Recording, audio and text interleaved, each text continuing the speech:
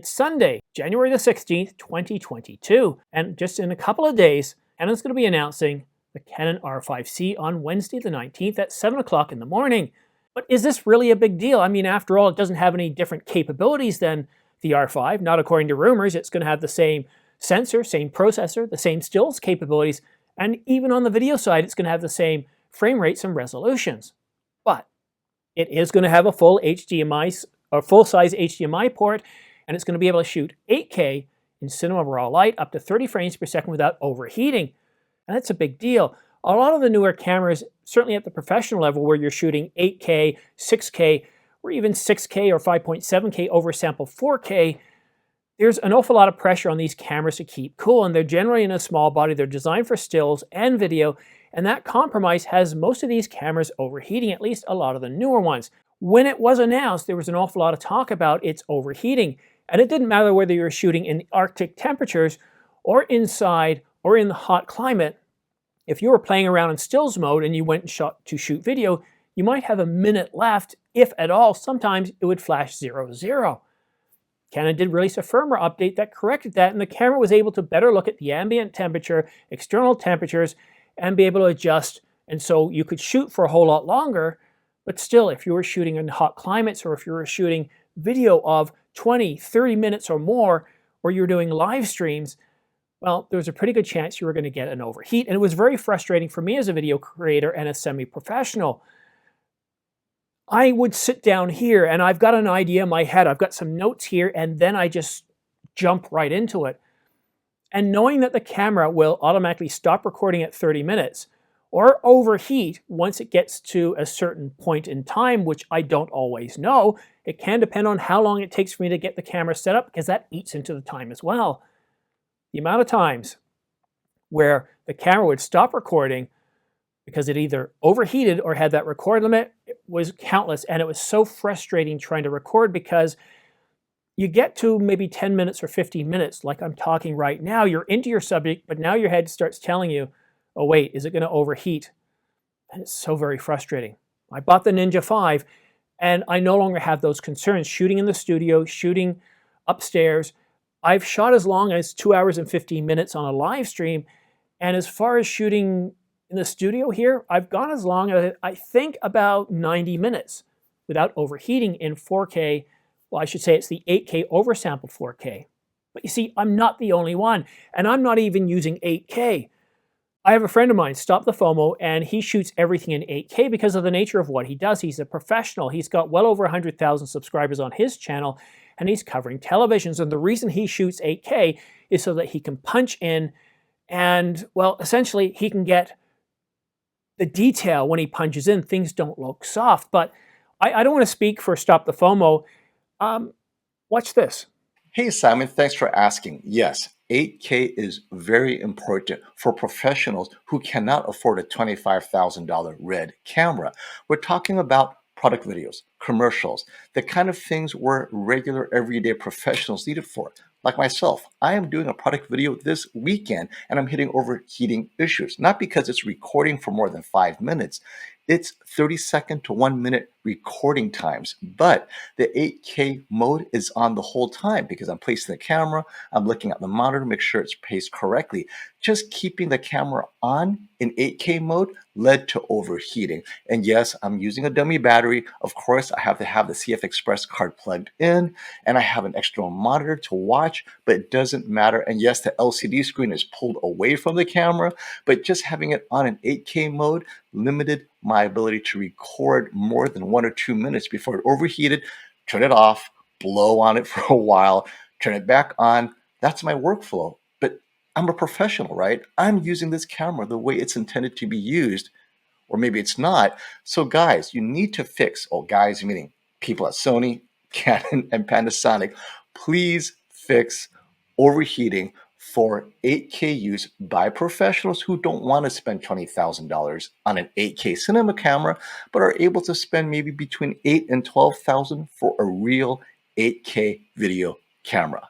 Thanks, FOMO. I really appreciate you stopping by to offer that up. So you see, for a lot of professionals, and I'm not going to use the term professional here, if you have and thinking about using 8K or currently are using 8K in your workflow, whether it's for professional use, you've got client jobs or you're doing a YouTube channel, or you just want to capture life, the birth of your son, your daughter, watch them grow up, and you want to capture it in 8K so you can help future-proof whatever your scenario is, whatever use case you have. If you're planning on shooting in 8K or something like an 8.6K on the Sony oversample 4K, or an 8.6K oversample 4K, or an 8K oversample 4K, and I made the mistake of saying 8.6K oversample 4, I meant 8.6K oversampled 8K. Any of these video modes, overheating and record limits can be a huge problem. Now with Sony, you don't have the record limit problems, but if you want to be able to shoot in 8K right now without having to worry about record limits and overheating, you're essentially looking at $25,000 plus. And that's what makes the Canon R5C so magical. So it will not overheat in 8K up to 30 frames per second with Cinema Light RAW. That's kind of a big deal. 8K oversample 4K, no overheating as well. And removing the record limits, we're assuming they're going to remove the record limits, because if Canon doesn't remove the record limits on this, I might as well strap a lemon to my forehead and bash my head against a solid brick wall. Why the lemon, you ask? Well, at least I can taste bitter defeat. But I can't see Canon doing this. With the R3, they remove the record limit. So with the R5C being small c for cinema, and don't think we're going to get variable ND filters or anything like that. What I expect the R5C to be is a video-centric version of the R5, so not being able to overheat. And that is a really big deal. To be able to spend around, let's say, $4,200 on the R5C and no longer have to worry about record limits and overheating, to be able to shoot 30-second clips or 60-minute clips or 60-second clips like Stop the FOMO does, or to be able to do live streaming in 8K oversampled 4K, or to be able to shoot an event in 8K, or to be able to shoot your kid's birth or whatever it is you're doing in 8K, so later you can crop it into 4K or whatever it is, even 1080, but you've got that 8K master that later on when you get that 8K TV, for whatever reason, the R5C is a really, really big deal. The R5, when it was being rumored, it got a lot of us excited, and myself included. I mean, I drank the Kool-Aid enough to buy the camera. A lot of you don't realize this. Within a week before I purchased it, I started to get second thoughts. The overheating really started to concern me. The whole reason for getting the R5 was the 8K oversample 4K that would provide more detail.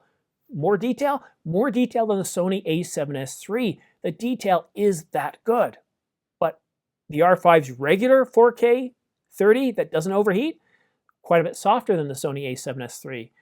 So I really thought about it. The reason I ended up going with the R5 is because I had a lot of Canon lenses and I knew a lot of you were interested in this camera, and I thought, I'll buy it, I'll run it through its paces, and after a month or two I don't like it, I can flip it, I can sell it and get back most of my money and then buy something else. Stop the FOMO shoots with a Sony Alpha 1. He's not a Canon user and he still encounters overheating. These are smaller camera bodies, and unless these companies, Canon, Sony, Panasonic, Nikon, they actually engineer better thermals into it and come out with a camera that's specifically designed not to overheat, it's very difficult to get the R5, the Alpha 1, and other cameras to shoot consistently for long periods of time in various climates and conditions. And that is annoying to have that in the back of your mind. Even if the Alpha 1 gives you about an hour, to know in the back of your mind that your camera's going to cut out at any moment when you get close to that time, you can't focus on your content. And as creatives, we need to be immersed within the environment that we create for ourselves so we can truly channel our internal creative juices. And some of us who are a little bit less talented, such as myself, we need all the more help that we can get. And as Stop the FOMO said, he had the screen flipped out. He was doing everything right. He had an external recorder, and still he was having problems with overheating. I know he's going to be watching Canon's announcement on Wednesday. He's going to be very interested in what the R5C can do. No record limit, no overheat limits. And for Stop the FOMO to get it, I think he wants to see variable frame rates. This video is all about just focusing on overheating because I got a lot of people asking about what's the point of this camera? If you don't shoot 8K, if you're not a professional, why would you need it? Well, there are a lot of people out there that do shoot in 8K, that reduce it down to 4K later, or even people like myself that shoot in 8K oversample 4K, even just shooting personal stuff. At Christmas time, I shot Christmas morning, opening of the presents, my son, my wife, myself, and at 45 minutes, I noticed the overheat was down to 4 minutes. I had 4 minutes left, and I thought, wow, that's it? Then I looked at my watch and I thought, well, we've been shooting on and off for 45 minutes.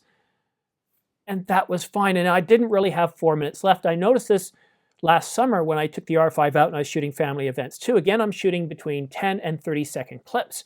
We were going from park to park, and every now and then it would get down to 5 minutes, and then before long it would be back up to 10 minutes again because I'd finished shooting the clips that I needed.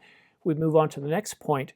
But still, to not have to worry about overheating, no record limits, it truly is a big deal. And this R5C could turn out to be a truly magical camera that will get not just people who have the Canon R5 or the 5D Mark IV still, other Canon holdouts.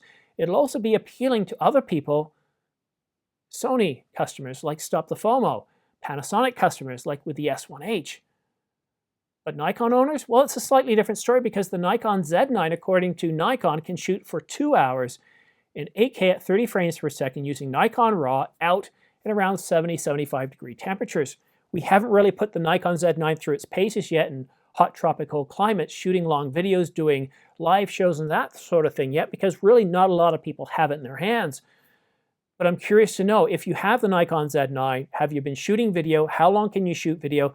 Please let me know in the comment section down below if you encountered any overheating in any way whatsoever in 8K using Nikon RAW. And also, do you have the option for 8K oversample 4K? Let me know about that as well and what experiences you've had, because if Nikon doesn't have this issues, if it can truly shoot for 2 hours in any climate in 8K RAW, that would be a big deal because the Nikon Z9 is $5,500. For the Canon EOS R3, it's $3,800.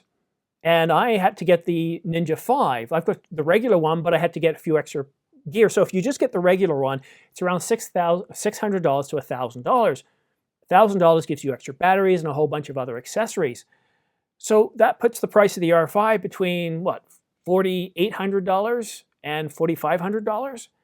And for the Sony Alpha 1 at $6,500, Stop the FOMO has a Shogun. Well, you know, again, you're adding another $1,000 to the price of the product. And of course, it's frustrating. So let me know what your thoughts in the comment section down below. I'm going to be taking Wednesday off so I can not only put out a video providing all the details about the R5, the significance, what it means, why, and the results we can expect. And then I'll be doing a live stream shortly thereafter after I've gotten the video out. But thank you so much for watching. If you like this video and you want to help support this channel, please go ahead and like and subscribe. It really does help support the channel, and it gives me a virtual pat on the back. But also feel free to use my affiliate links down below to B&H and Amazon. I get 2% back from every purchase, and you don't pay any extra. Thanks so much for watching. We'll see you again soon. Have a good day.